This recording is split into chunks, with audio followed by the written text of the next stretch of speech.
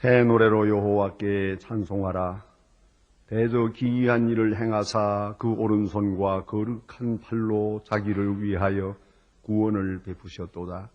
여호와께서 그 구원을 알게 하시며 그 의를 열방의 목전에 명백히 나타내셨도다. 온 땅이여 여호와께 즐거이 소리할지어다.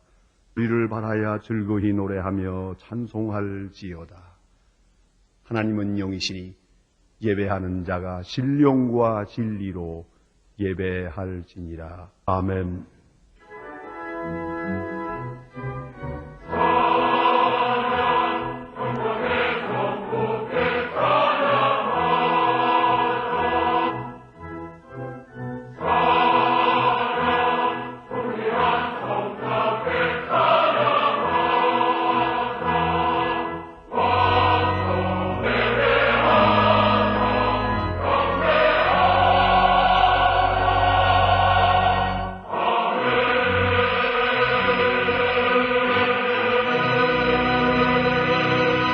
영원히 찬양을 받으실 주 여호와 우리 아버지 하나님, 그 놀라우신 능력과 크신 은총을 인하여 주께 영광 돌립니다.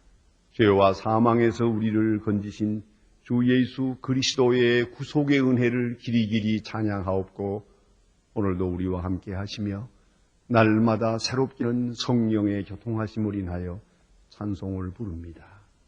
성부, 성자, 성령께 세세 무궁복 영광이 있을지어다. 아멘. 다같이 고개 숙이 있어서 겸손한 마음으로 참회의 기도를 드리겠습니다. 풍휼히 풍성한 아버지 하나님, 주님의 은혜 가운데 살던 저희들이 주의 은혜에 이끌리어 이 자리에 나왔습니다. 은혜 가운데면서도 감사할 줄도 모르고 은혜를 깨닫지도 못하고 은혜의 보답이 없이 사는 저희들이지만 또다시 은혜 베푸시사 우리 있게 하심을 진심으로 감사드립니다. 주께서 오래오래 참아주심으로 우리가 있습니다. 그 인내하심을 만홀히 여기고 자행자지하며 교만하게 행하는 저희들이지만 꾸짖지 아니하시고 다시 참아주시며 주의 전으로 불러주심을 감사합니다. 죄악된 세상에서 죄와 더불어 살고 죄를 먹고 마시며 살고 그대로 유혹에 빠져들어 정신없이 살던 저희들이 주님 앞에 나왔습니다. 주님 한 사람 한 사람 굽어보시고 불쌍히 여겨주시기를 기도하옵나이다. 주께서 우리에게 일용할 양식을 넉넉히 주십니다. 이것을 베풀어야 하고 나누어 가져야 할 저희고 공유해야 할 저희들이지만은 어느 사이에 이기심에 사로잡혀 사특하고 방랑하고 방탕한 가운데서 하나님 앞에 욕돌린 일이 너무 많습니다마는 주여 불쌍히 여기시는 중에 금년에 다시 풍년을 주시오니 이 놀라운 은혜를 진심으로 감사하옵나이다. 아버지 하나님, 겸손할 줄 모르고 정직함을 버리고 살고 있습니다. 큰 목적을 위해서 악한 방법도 개의치 않고 큰 뜻을 생각하며 거짓도 서슴지 않는 저희들입니다. 주여 이 모든 거짓됨과 불의함과 하나님 앞에 바로 서지 못한 일을 용서하여 주시옵소서. 하나님의 일하라고 물질을 주었건만 그 물질로 범죄하고 있으며 건을 주었지만은 오히려 방탕하고 있습니다. 주님 용서하여 주시옵소서. 주께서 그렇게 좋은 많은 기회를 주었건만은 내 뜻을 저버리고 행했던 많은 죄를 자복하오니 용서하시며 잘못은 내게 있건만 내 잘못을 남에게 떠맡기며 그에 살아가고 내 눈에 들보는 생각지 않고 남의 눈에 티를 원망 비판하며 사는 저희들을 불쌍히 여겨 주시옵소서. 배고픈 자를 먹이지 못하고 고난당하는 자를 돌보지 못한 죄를 자복하오니 모든 악과 허물에서 우리를 건져옵소서. 지금은 하나님과 나만이 아는 죄를 생각하며 묵묵히 참회의 기도를 계속합니다.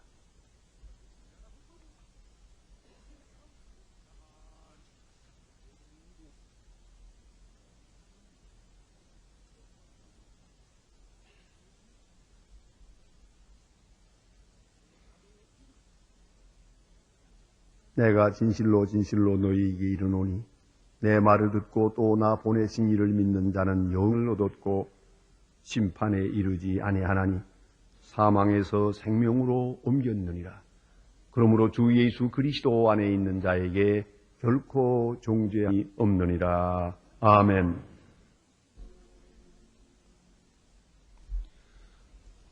오늘 우리에게 주시는 하나님의 말씀은 신약 성경 히브리서 4장 12절로 16절 말씀드리겠습니다.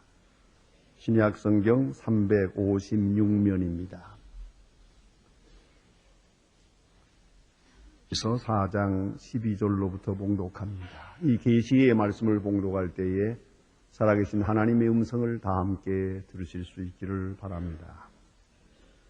말씀은 살았고 운동력이 있어 좌우에 날선 어떤 검보다도 예리하여 혼과 영과 및 관절과 골수를 찔러 쪼개기까지 하며 또 마음의 생각과 뜻을 감찰하나니 지으신 것이 하나도 그 앞에 나타나지 않음이 없고 오직 만물이 우리를 상관하시는 자의 눈에 벌거벗은 것 같이 드러나느니라.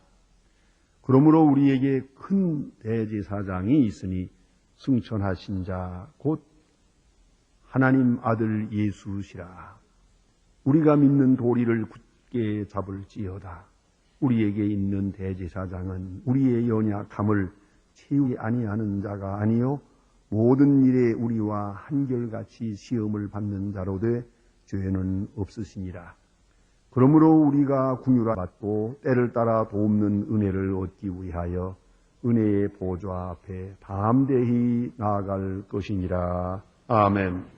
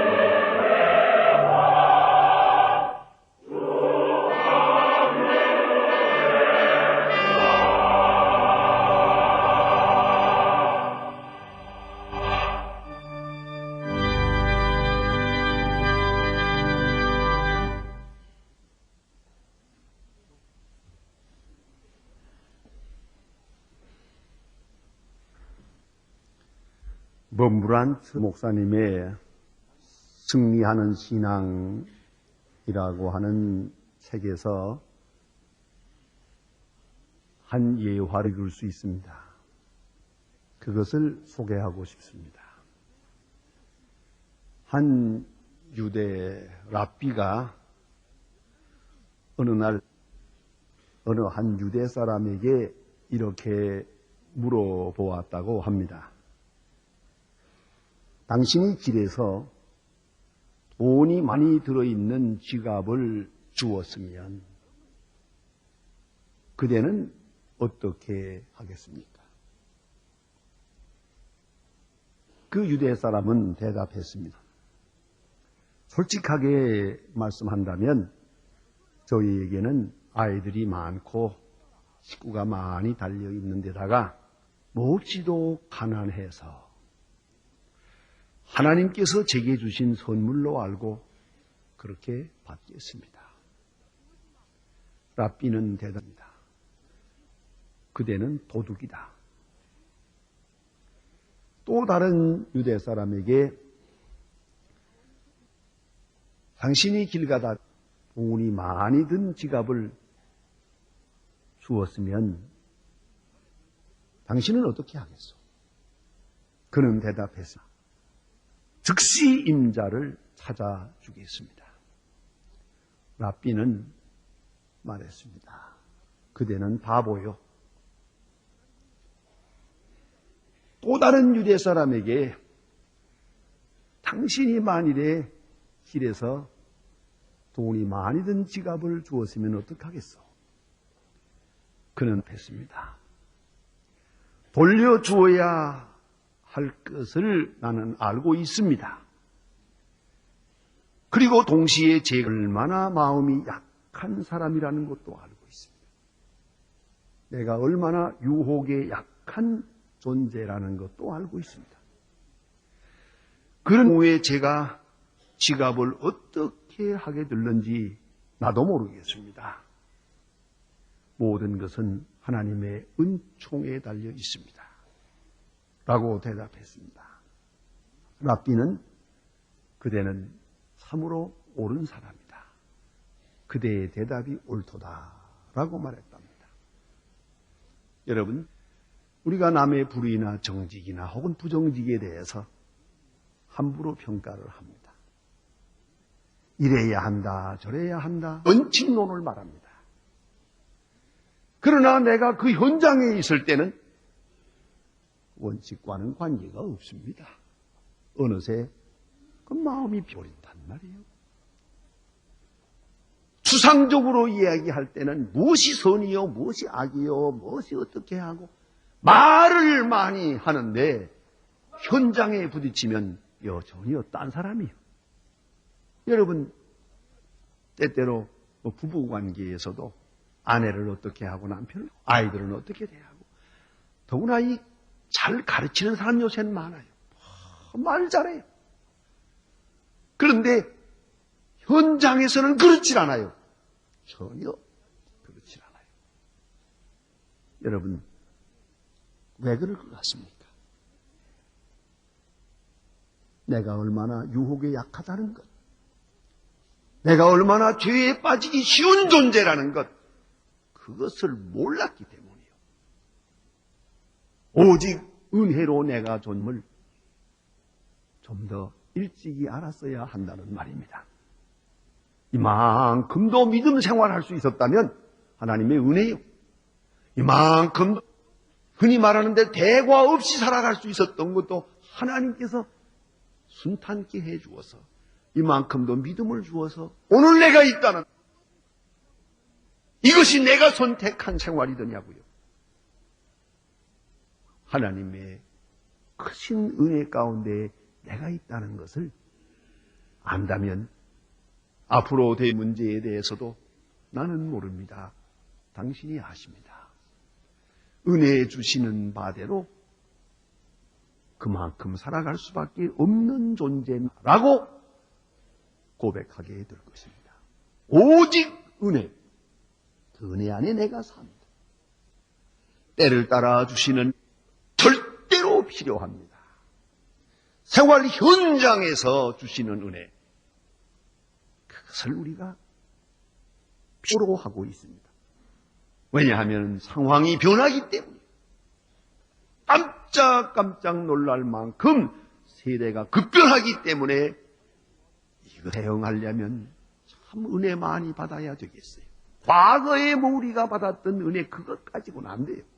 새로운 은혜를 받아야 하겠고, 또 우리에 대한 필요가 달라져요. 욕망이 다르고 욕구가 다르고, 그래서 새로운 은혜를 받아야 하겠고, 또 나의 영적 상태가 늘 변하고 있지 않습니까? 어떤 때는 참 훌륭한 높은 믿음에 있는가 하면 어떤 때는 떨어져서 신앙이 있는지 없는지 알 수 없는 그런 형편에 들어갈 때도 있지 않습니까? 이 기폭이 너무 심해요. 오르락내리락 해요. 그런 거로 우리는 특별한 은혜를 받아야 하겠고, 내가 감당할 수 있는 능력의 수준이 있어요. 내가 너무 약하고 초라해요. 그런 거로 더 새로운 은혜, 더 절실한 은혜를 받아야 비로소 승리 생활 할 수 있게 되겠다는 말입니다. 문제는 은혜가 뭡니까? 우리는 종종 은혜라고 생각할 때에 은혜를 환경이나 여건으로 생각하기가 쉬워요. 그래서 돈도 많이 벌고, 또 자유, 평등, 번영, 다 잘 되기만 바라는 그런 것으로 은혜를 생각하기 쉽습니다. 그러나 그것이 은혜일 수는 없습니다. 요새 우리의 마음을 어지럽히는 사건이 종종 있지 않습니까? 우리나라의 상당한 엘리트들 가운데 외국에 출입하면서 어디 가서 도박을 해가지고 포카를 해가지고 몇백 물을 날렸단 말이야. 아주 부끄러운 일입니다. 여러분, 그 사람이 왜 그랬는지 아십니까? 돈이 있기 때문에 그러는 거예요. 돈 없으면 가고 싶어도 못 가는 길이에요. 또 머리가 너무 좋아요. 죄송하지만 장난삼아 제가 배우려고 했는데 제 머리 가지고는 안 되더라고요. 보통 머리가 좋은 이 사람들이요. 그래가지고 머리 좋기 때문에 그 짓을 하는 거고요. 그렇지 않습니까? 또 한 가지는요, 건강이며 병 들었으면 무슨 짓을 하겠어요, 제가? 그러고 보면 이 모든 것들이 다 좋은 여건인데 왜 그 모양이 돼서 나라 망신시키고 망신하는 거, 망치는 겁니까? 세계적으로 보아도 여러분, 우리가 끌피다면 선진국 합니다만은 선진국으로 하지 마세요. 그것을 목적으로 한다는 것 자체가 잘못된 거예요. 지금은 살아남기가 어려운 세대예요. 제발 살아남는 게 중요하지. 뭘 그렇게 선진국 타령입니까? 유감스러우냐마는 얼마 전에 책을 하나 보니까 이런 책이 있습니다요. 한국은 죽어도 일본을 따라잡지 못하는 18가지 이유. 제목도 길어요. 그런 책이 있어요. 그래 읽어봤어요. 그랬더니 그게 제가 충격받은 것이 뭐냐면, 일본은 섬나라기 때문에 잘 살. 아무데도 의지할 데가 없고 전쟁은 치르고 자기들은 오직 살아남기 위해서, 이리 안 하면 죽는다 이거야. 이렇게 행동하지 않으면 죽는다. 정직하지 않으면 망한다. 그래서 오늘이 됐다는 거예요. 그리고 한국은 건방지게 선진국이 뭔지도 모르고 그걸 바라고 허황하니까 안 된다는 거예요. 말 되거든요. 여러분, 정말로 은혜가 뭡니까? 좋은 여건 건너지 마세요. 그래서 무사태평 번영 그거 좋은 게 아니에요. 그걸 은혜라고 하진 않아요. 또 하나는 보상을 은혜로 생각합니다. 내가 기도 응답받고 부지런해서 돈 벌고 공부해서 출세하고 이게 무슨 내가 수고한 대로 일이 잘 될 때 이거 은혜다. 그런 생각을 하기가 쉽습니다. 그것도 은혜가 아닙니다. 참 은혜는 나로 하여금 그리스도 닮게 하는 것입니다. Christ-like person. 그리스도를 닮는 인간 되게 하는 겁니다. 그리스도의 마음가짐, 그리스도의 성품, 그리스도의 감성, 그리스도의 인격, 그리스도의 가슴, 그리스도 닮아가도록 거기에 관계되는 모든 것들이 다 은혜의 옷이다. 충분한 은혜 필요합니다. 사도 바울은 고린도서 12장에서 고백합니다. 그 유명한 말이죠. 내게 있는 내 은혜 속하다. 이것을 받아들입니다. My grace is sufficient for you. 아주 중요한 말이에요. 내게 있는 내 은혜 충분하다. 달리 은혜를 구하지 말아요. 그는 그대로 받아들입니다. 여러분, 충분한 은혜 때를 따라 구해야겠고 그 은혜를 받아야 되겠습니다. 은혜가 충분하고 충만하면 자 보세요. 낙심하지 않을 수 있습니다. 교만하지 않을 수 있습니다. 심부리지 않을 수 있습니다. 그리고 강하게 될 수 있습니다. 겸손할 수도 있습니다. 정직할 수도 있습니다. 그리고 모든 유혹에 질 수 있습니다. 스데반처럼 돌에 맞아 죽으면서도 얼굴이 천사의 얼굴같이 되고 그리스도의 마음으로 돌아가서 자기를 이기는 자를 위하여 기도할 수도 있습니다. 여기에 은혜가 있는 거예요. 은혜하는 사는 사람은 이처럼 만족한 것이란 말이에요. 상황의 변화하고는 아무 상관도 없습니다. 선으로 악을 이길 수 있습니다. 세상이 아무리 곤두박질을 해도 그의 마음은 평안합니다. 날마다 새롭습니다. 새로운 감사로 하나님 나아갈 수 있단 말입니다. 상황의 변화에 때문에 고민할 필요가 없습니다. 자, 그렇다면 이 은혜는 주님을 만나는 데서 이루어집니다. 골로새 3장 1절 이하에 보면 위의 것을 찾으라. 위의 것을 생각하고 땅의 것을 생각지 마라. 거기는 그리스도께서 하나님 보좌 우편에 앉으셨느니라. 위의 것을 생각하고 위를 생각하게 될 때, 위를 바라보게 될 때 주님을 만납니다. 거기서 진정한 은혜의 역사가 이루어집니다. 오늘 본문에는 특별히 큰 대제사장이라고 말했습니다. 좀 어려운 신학적 얘기입니다만은 성경이 설명하고 있는 기독론을 구별해서 이렇게 말합니다. 마가복음의 기독론, 요한복음의 기독론, 사도행전적 기독론, 바울서신에 나타난 기독론, 이렇게 구분해 설명하는데 기독론 중에 극치가 히브리서가 말하는 기독론입니다. 옛날에 기독론 강의할 때 그렇게 강의했습니다. 이것이 중요한 겁니다. 히브리서, 그건 뭘 말하는 거냐? 이 땅의 예수 그리스도는 땅에서 고생하고 병 고치고 봉사하고 수고하고 그렇지 않습니까? 많은 일을 했지만은 그게 중요해요. 문제는 십자가에 돌아가시고 부활승천하시고 오늘 본문에 맞춘 것 같이 큰 대제사장이 되어 우리 가운데 거하십니다. 이거 알아야 합니다. 그 대제사장을 바라보고 그와 나와의 만남의 관계를 이룰 때 여기에 은혜의 핵심이 있는 것이에요. 왜요? 오늘 본문에 보니까 우리의 연약함을 다 체휼하신 분이라고 했습니다. 다 경험하신 분이에요. 그리고 우리를 잘 알고 계신다는 말입니다.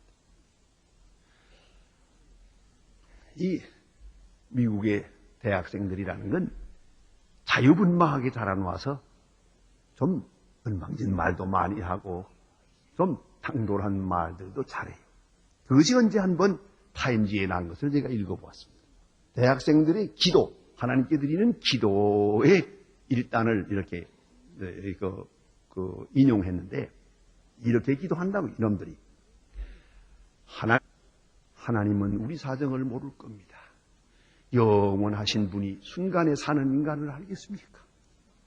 영원히 불변하신 분이 어떻게 변화무쌍한 세상을 알겠습니까? 전능하신 분이 우리 무능한 인간을 어떻게 알겠습니까? 그래서 나쁜 놈들이 이런 사람들을 위해서 오늘 성경대로 예수님이 세상에 오셨어요. 베들레헴에서부터 골고다 언덕까지 모든 고난을 다 경험하셨어요. 여러분, 아무리 우리가 억울한들 예수님만큼 억울하겠어요? 우리가 고통을 당한들 예수님의 고통에 비교하겠습니까? 어찌 감히? 어떤 분이 병원에 누워서 좀 고생을 하도록 있더라고요. 그래, 얼마나 아프십니까? 하고 물었더니 이분 대답하는 말이 예수님의 십자가를 생각하면서 그러더라니. 내가 한마디 했어요. 예수님이 마취하고 십자가 졌냐고요? 도대체 이 사람이 무슨 말하고 있는 거예요, 지금? 예? 그 아픈 고통을 다 치르셨습니다. 어찌 우리가 감히 예수님 쳐다보면서 아프다는 할 수 있어요? 뭐 괴롭다는 말을 누가 할 수 있어요? 이것이 은혜예요. 왜요? 그는 우리 자신을 잘 알고 있거든요. 내가 나를 아는 것보다 더 잘 알고 계시거든요. 그가 나를 안다는 사실을 알게 될 때 내 마음은 조용해집니다. 그 은혜 안에, 그 놀라운 지식 안에, 그 사랑 안에 내가 있거든요. 이걸 알아야 됩니다. 죄송한 얘기입니다만은 제가 미국에서 공부를 마치고 돌아왔을 때, 그러니까 76년입니다. 그때 직장을 얻지 못해서 한 5년 동안 놀았습니다. 참 난감하더라고요. 어느 날 한경직 목사님이 오라고 연락이 와서 가봤더니 한 목사님 말씀이 그래 편지라도 하고 오든지 하지. 이 사람아 그냥 불쑥 돌아오면 어떡하나 그래요.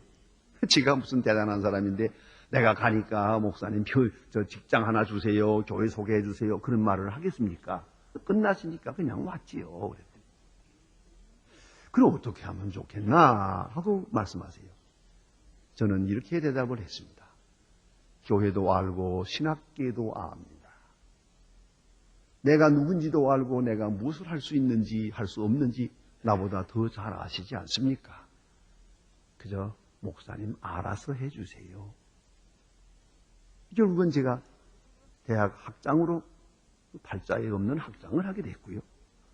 그것이 계기가 돼서 소모회를 세우게 된 거예요. 여러분 때때로 우리가 이렇게 저렇게 구할 수 있습니다만은 무엇이 옳은 일인지 무엇이 잘 되는 길인지 누가 알겠어요? 그가 더 잘 아시는데 나도 아시고 세상도 아시고 현재도 아시고 영원한 운명을 다 아시는 분인데 나를 인도하여 오늘 내가 여기 있다는 말씀이에요. 이제 내가 무슨 말을 하겠어요? 그는 연약함을 다 아신 분이요. 잘 아시는 분이요. 그리고 나를 사랑하시는 분이요. 그 은혜 안에 내가 있음을 그가 나를 안다는 사실을 알게 될 때 거기에 진정한 은혜의 핵심이 있는 것입니다. 이것을 계속 깨달아야 되고 다시 이것을 깊이 우리가 마음에 새롭게 느껴야 한다는 말입니다. 재미있는 얘기를 들었습니다. 선생과 스승이 있는데 선생이라는 것은 지식을 배워서 지식을 가르치는 사람이고 스승은 느낀 바를 전하는 분이래요. 그 말 되는 얘기. 자기가 경험하고 자기가 느낀 것을 그대로 전하는 것이 스승이옵니다. 주는 모든 경험을 경험하셔 그리고 우리에게 지금 말씀하고 계십니다. 우리가 무슨 말을 할 수 있겠습니까? 때를 따라 돕는 은혜 필요합니다. 마틴 루터는 아침마다 2시간을 기도했다 그래요. 그는 말합니다. 만일에 기도하지 않고 세상에 나가면 그날은 마귀가 이긴다 그랬어요. 바쁠 때는 더 많이 기도한다. 바쁜 일은 실수하기 쉬우니까. 여러분은 기도 없이 오늘 같은 세상을 어떻게 살겠습니까? 은혜를 받아도 오늘은 특별한 은혜를 받아야만 이 어려운 세상을 승리할 수 있는 것입니다. 성경에 보면 엘리야라고 하는 분이 있습니다. 그의 스승 엘리야가 승천하게 될 때 그는 끝까지 따라갑니다. 마침내 엘리야가 물어봅니다. 너는 무엇을 원하느뇨? 엘리사는 대답합니다. 당신이 받은 영감에 갑절을 내게 주십시오. 이렇게 기도합니다. 어려운 것이다마는 네가 끝까지 쳐다보면 받을 거다. 정말로 엘리사는 갑절의 은혜를 받았습니다. 왜요? 생각해 보세요.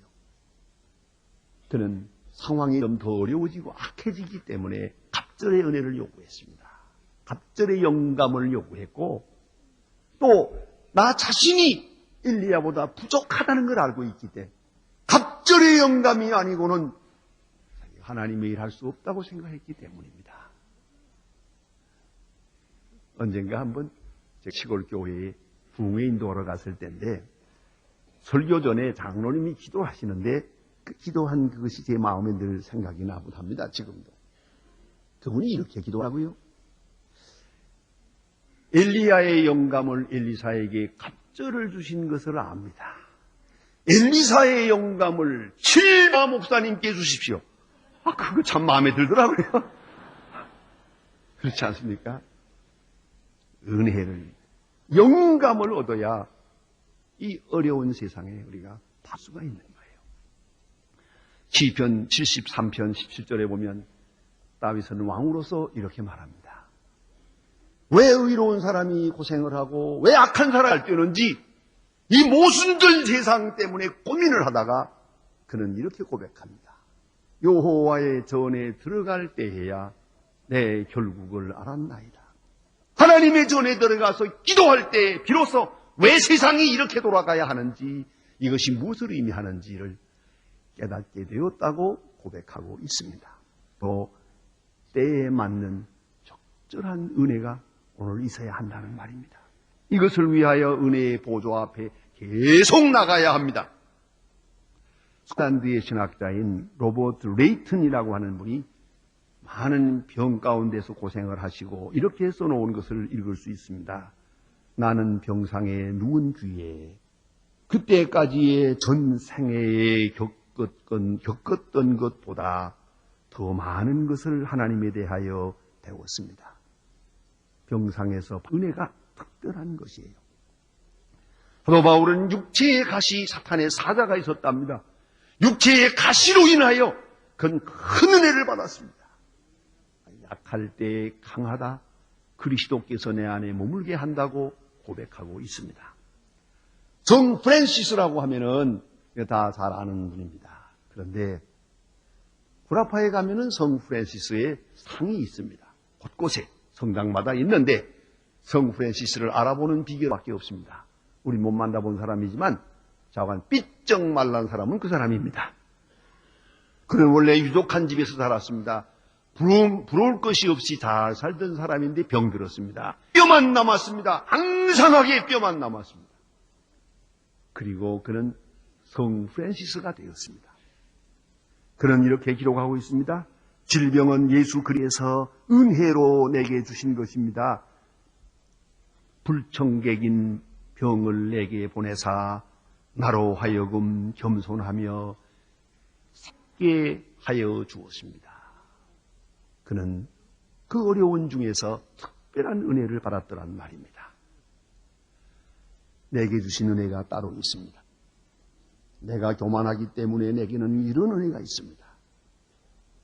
나는 욕심이 많기 때문에 이런 은혜가 있습니다. 나는 질투가 많기 때문에 하나님께서는 특별한 은혜를 내게만 주시는 은혜가 있습니다. 나는 게으르기 때문에 하나님께서 내게 이러한 은혜를 주십니다. 내게 주신 은혜가 따로 있고 또 때에 주신 은혜가 있습니다. 제가 북한에서 강진호동 수용소에 있을 때 정말 언제 죽을지 모르는 방편. 그때 제가 받은 은혜의 찬송이 있습니다.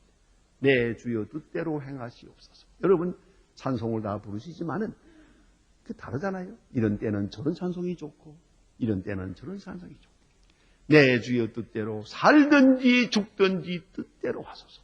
그 찬송을 부르기만 하면은 은혜가 될 수가 없어요. 때에 맞나 맛도시는 은혜가 있습니다. 그래서 잠언 15장 23절에 보면 때에 맞는 말이 얼마나 아름다운고 그랬습니다. 때에 맞는 은혜, 이 상황에 주시는 은혜가 따르는 말입니다. 여기서 은혜가 은혜되는 것이옵시다. 유명한 교수님을 여러분이 아십니다. 빅토 프랭클이라고요. 그는 제2차 대전 중에 나치 독일의 강제 수용소인 아우슈비츠에서 살아남은 사람으로 유명하고 오늘은 심리학자로 유명합니다. 그런데 그가 사람들이 죽어가고 그리고 가스실에 들어가서 죽기 위해 기다리고 있고 강제노동을 하고 있을 때 그는 자기가 체포될 때 헤어진 아내였습니다. 나도 괴롭지만은 내 아내가 어디선가 얼마나 괴로울까? 여자로서 이런 고통을 어떻게나 견딜 수 있을까? 그래서 그는 사랑하는 아내를 위해서 기도하기 시작했습니다. 자기 쳐버리고 하나님이여 내 아내에게 힘을 주세요. 위로해 주세요. 용기를 주세요. 간절히 기도했습니다. 그런 가운데 큰 힘을 얻어서 그 모든 고를 이길 수 있었다고 합니다. 그래서 그는 이렇게 기록하고 있습니다. 누구든지 서오니까 그대가 사랑하는 사람의 이름을 불러가며 마음에서부터 진정으로 사랑하고 위하여 기도하라. 그러면은 상상할 수 없는 놀라운 생명력을 경험하게 될 것이라. 여러분, 내게 주신 은혜, 바로 이 현장에서 주신 은혜를 따라서 이런 이 어둠 세상에서 승리 생활하게 되는 것이옵시다. 기도하십니다. 내려오신 아버지여, 오늘도 은혜 주시고 주 안에서 때를 따라 돕는 은혜를 구하게 하시고 또 그 은혜 안에 살게 하심을 감사합니다. 나도 세대가 급변하고 있습니다. 주여 우리에게 필요한 은혜, 충만한 은혜, 때에 맞는 은혜 주시옵소서. 때를 따라 은혜의 보좌 앞에 나아가서 그때 주시는 은혜를 충만히 받고 늘 승리 생활하게 하옵소서. 예수 이름으로 기도합니다. 아멘. 지금은 우리를 구원하신 주 예수 그리스도의 은혜와 역사의 주인이신 아버지 하나님의 사랑과 우리로 오직 은혜에 살도록 항상 권고하시는 성령의 역사가 모인 중에 그리고 온 교회 위에 이제와 영토록 함께 계실지어다. 아멘.